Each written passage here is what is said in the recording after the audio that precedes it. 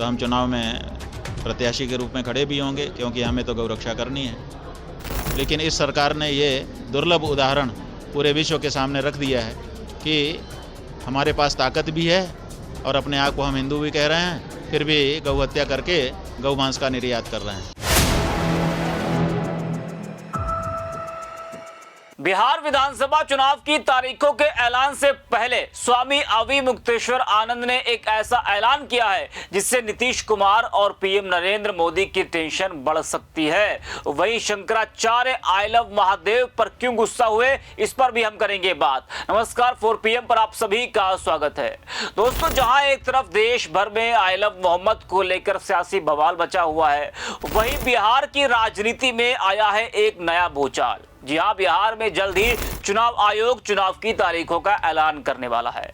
वहीं बिहार चुनाव में एक ऐसा चेहरा उतरा है जिनकी एंट्री से बीजेपी जेडीयू गठबंधन की नींद उड़ चुकी है। जी हां, शंकराचार्य स्वामी अविमुक्तेश्वर आनंद सरस्वती ने कर दिया है एक बड़ा ऐलान। अब की बार बिहार की सभी 243 सीटों पर होंगे गौ भक्त निर्दलीय उम्मीदवार। क्या इससे बदलेगा बिहार का सियासी समीकरण? क्या हिंदू वोटों में सेंध लगाने की रणनीति बीजेपी के लिए बनेगी सिरदर्द? वही अविमुक्तेश्वर आनंद आई लव महादेव पर क्यों गुस्सा हो गए, इस वीडियो में आगे आपको हम बताएंगे।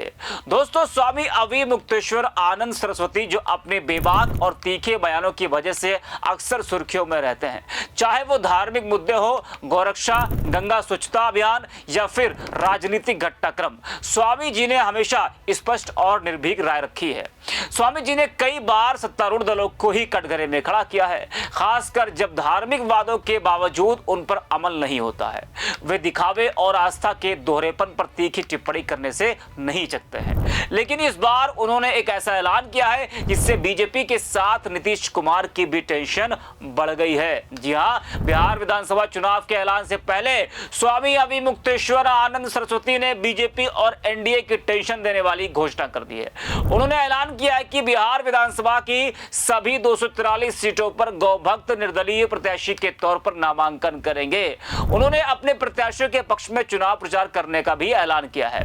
माना जा रहा है कि शंकराचार्य के आह्वान पर चुनाव में उतरने वाले निर्दलीय प्रत्याशी भले ही नहीं जीते, मगर कुछ हजार वोट काट लेते हैं तो महागठबंधन को कांटे के मुकाबले में फायदा हो सकता है। जी हां, पिछले चुनाव में आपने देखा कि 11 विधानसभा सीटें ऐसी थी जिसमें जीतने वाले का फैसला 1000 वोटों से कम अंतर से हुआ था।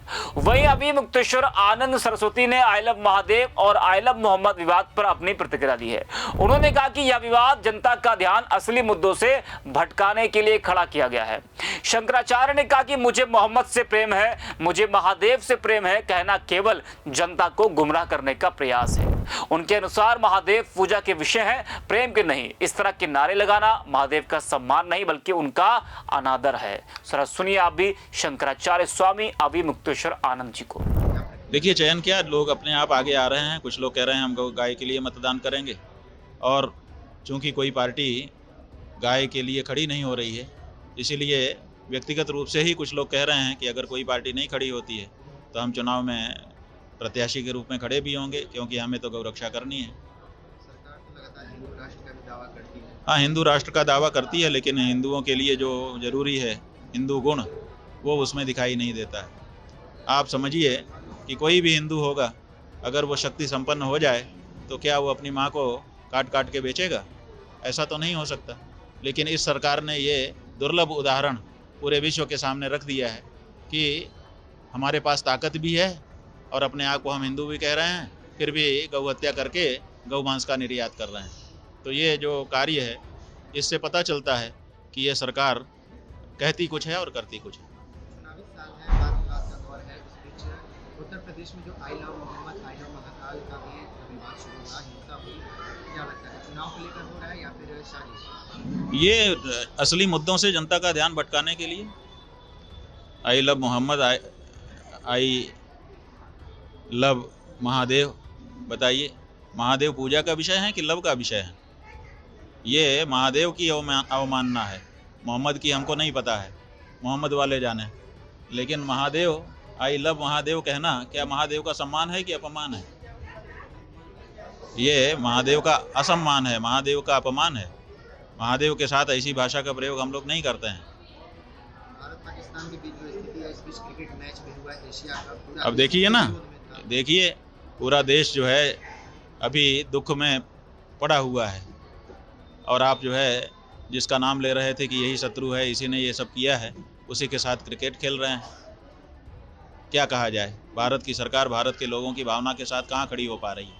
लगातार चुनाव होता है तो सत्ताधारी और विपक्ष विवाद करते हैं। विपक्ष एक बार फिर चुनाव में नेपाल में हिंसा में जो जेनजी जो युवा पीढ़ी को फिर लाने की बात कर रहे हैं, नेपाल जैसे दूसरा भारत में करने की बात कर रहे हैं। देखिए, नेपाल हो चाहे भारत हो, हिंसा के जरिए अपने लक्ष्यों को प्राप्त करना सभ्य समाज में अस्वीकार्य है।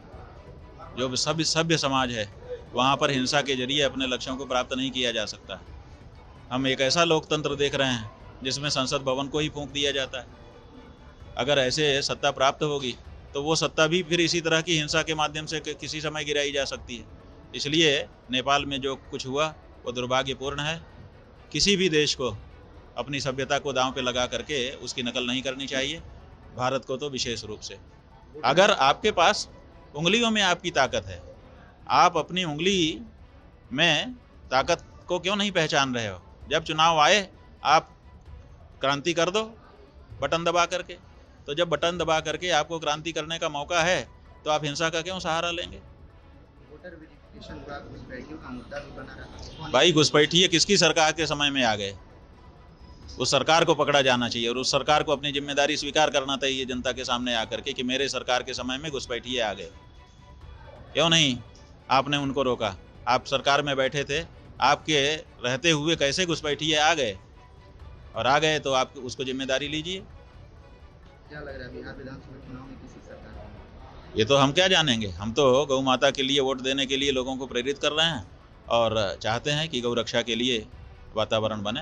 तो सुना आपने, बिहार विधानसभा चुनाव में एनडीए और महागठबंधन के बीच कांटे का मुकाबला होना है। लेकिन इस बीच शंकराचार्य स्वामी अवि मुक्तेश्वर आनंद ने सभी 243 सीटों पर गौ भक्तों को निर्दलीय उम्मीदवार बनाकर उतारने का ऐलान किया है। स्वामी अवि मुक्तेश्वर आनंद इन दिनों चुनावी राज्य में गौ मतदाता संकल्प यात्रा निकाल रहे हैं। बता दें कि बीजेपी और जेडीयू का गठबंधन बिहार की राजनीति में पहले से ही कई मुद्दों को लेकर जूझ रहा है, जैसे कि बेरोजगारी, महंगाई, जाति समीकरण, एसआईआर और हालिया आइलम मोहम्मद विवाद, जिसने सांप्रदायिक ध्रुवीकरण को हवा दी है। ऐसे में शंकराचार्य का यह नया ऐलान एनडीए की स्थिति को कमजोर कर सकता है। देश भर में आइलम मोहम्मद को लेकर बवाल मचा हुआ है, जिसके विरोध में हिंदू संगठनों की ओर से आइलम महादेव जैसे नारे लगाए गए। वहीं इस बीच स्वामी अवि मुक्तेश्वर आनंद का यह बड़ा ऐलान कि वो बिहार चुनाव में सभी 243 विधानसभा सीटों पर अपने उम्मीदवार उतारेंगे और प्रचार भी करेंगे।